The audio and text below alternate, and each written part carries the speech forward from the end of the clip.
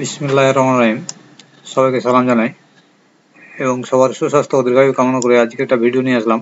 সেটা হচ্ছে কি, আমরা এক্সেলে যে টেবিলটা তৈরি করি সেটা আমরা যেন MS ওয়ার্ডে কপি করে পেস্ট করি, তখন দেখা যাচ্ছে ফাইলটা সাইজ হয় না, বড় হয়ে যাচ্ছে এবং সেটাকে সাজিয়ে আনতে সমস্যা হচ্ছে। বড় ফাইলগুলো সমস্যা হয়ে যাচ্ছে। এটাকে আমরা কীভাবে অটোফিট করব এটা নিয়ে একটু আলোচনা করব। এবার আমি চলে যাই MS ওয়ার্ডে। আমি এই যে এক্সেলে আমি দেখাই, এক্সেলে এই যে এই ফাইলটা আমি কপি করে পেস্ট করেছি। এই যে লাস্ট আমার এইচএইচ আছে, আমি MS ওয়ার্ডে যদি আমি ওই ফাইলটা আমি দেখতে যাই তাহলে দেখা যাচ্ছে কি যে এইচএইচটা আসেনি, কয়েকটা আমি ওখান থেকে কপি করে এখানে পেস্ট করেছি, কয়েকটা সেল এসেছে।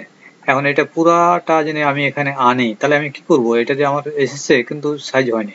এটাকে ঠিক করতে হলে আমি এখানে এটা ক্লিক করে রাখবো। ক্লিক করে রাখার পরে যে লেআউট আসবে, লেআউটে যে আমি অটো ফিটে যাবো।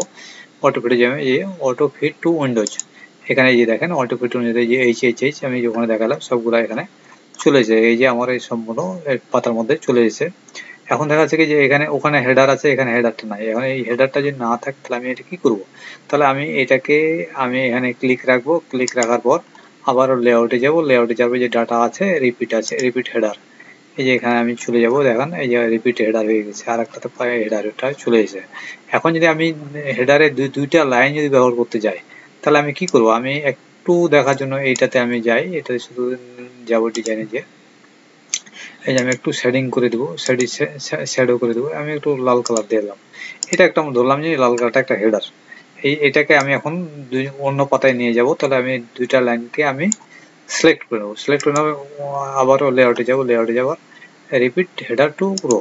আমি দেখেন এই যে দুই লালটা এবং হলুদটা এখানে আবারও এখানে রিপিট হয়ে গেছে। এই যে এখন প্রতিটা পাতাতে সেটা রিপিট হয়ে গেছে।